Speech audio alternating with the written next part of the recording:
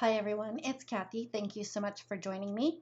I'm excited to share two cards with you today using the new Piggie Background Stamp. I wanted to show two different ways, one with a traditional A2 sized card, and then also how to get more use out of this particular background stamp and turning it into a slimline background stamp.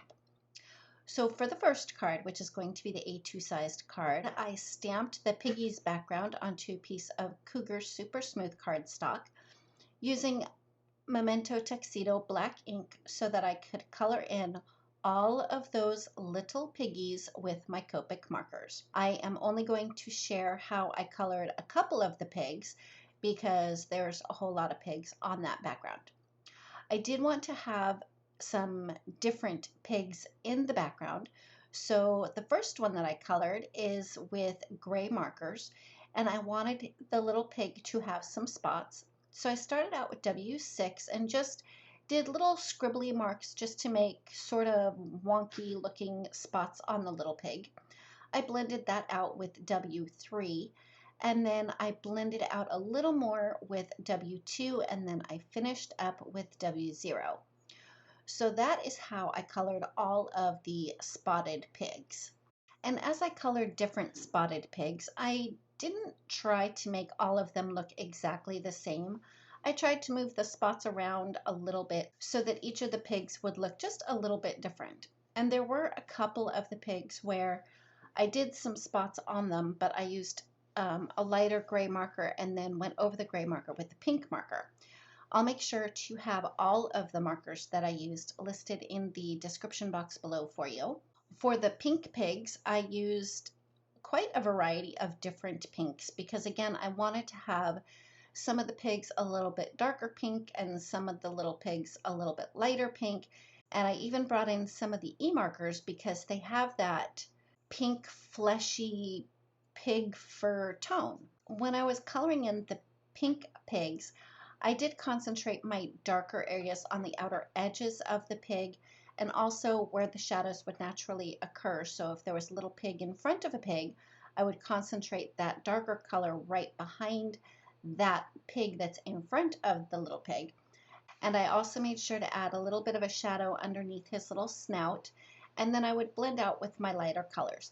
And again, I tried to make the pigs look different from each other. So the shading would be a little different on some than others. I would use the darker color a little bit more on some of them, and then I would use it a little bit less on some of the others.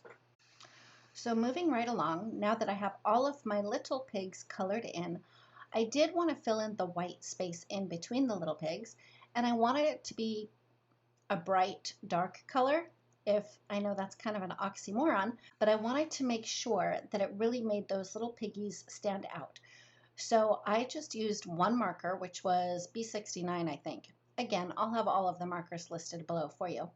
And just colored in between all of the little pigs, which it didn't take that much time because the spaces were so small and I didn't have to worry about doing any shading. Once I had the background all colored in, I set that aside and then I used the Comic Speech Bubble die set to cut out a little speech bubble, and I used sentiments from the Wrinkles stamp set and just stamped that on my word bubble, and it reads Snorts and Kisses. I did trim my little piggy panel down to just slightly smaller than 4 1/4 by 5 1/2, and I die cut a piece of blue cardstock using the new Wonky Windows 4 die, and I adhered that to my little piggy background with liquid glue. Then I had to decide where I was going to put my little speech bubble. Once I figured out where that was going to go, I used some foam squares on the back side of my speech bubble and adhered that in place. And then I used a liquid glue to adhere the stamped panel to the front of an A2 sized top folding note card. And the new Wonky Window 4 die is 4 1/4 by 5 1/2. So it covers the entire front of an A2 sized card. And that finishes up my first card. Moving on to my second card, as I mentioned, I wanted to use the background and turn it into a slimline background. So I started out with a piece of pink cardstock, and it's cut to 4 by 8.5. Before I inked my stamp, I placed my cardstock on top of the stamp and used a pencil to make a mark at the very bottom of where the stamped image ends. I didn't go to the very bottom of the actual stamp, just where the image ended. After I had my little pencil mark on my piece of cardstock, I inked up my stamp really well, placed my cardstock on top of the stamp, and then used a piece of scratch paper to rub over the top to make sure that I got a nice clean impression. To stamp the bottom part of my slimline piece of cardstock, it was easier for me to turn the stamp sideways. Then I re-inked it. Then when I placed my cardstock on top of the stamp, I lined my pencil mark up with the top of the stamp where the image starts, and again put a piece of scratch paper on top of that, and then rubbed over that again to make sure that I had a really good transfer of ink. Next, I decided to use this super cute little party pig stamp, and this stamp is available both cling mounted and digital. And I did most of the coloring off camera. What I really wanted to show here was how I got the balloons to look transparent. So for the teal balloon, because it's behind the other balloon, I just continued the line, like the natural outline of the balloon, using my darkest teal marker. And then I just started to color in and concentrated my darkest color on the very bottom of the balloon and then out and around the edges. And then I moved in with my lighter colors, and I tried to leave a little bit of a highlight in the top right-hand side of that balloon.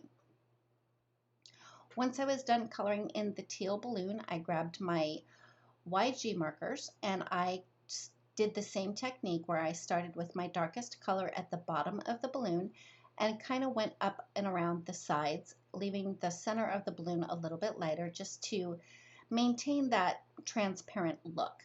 And I am coloring directly over the teal balloon with the YG markers so that it really got that transparent look to it.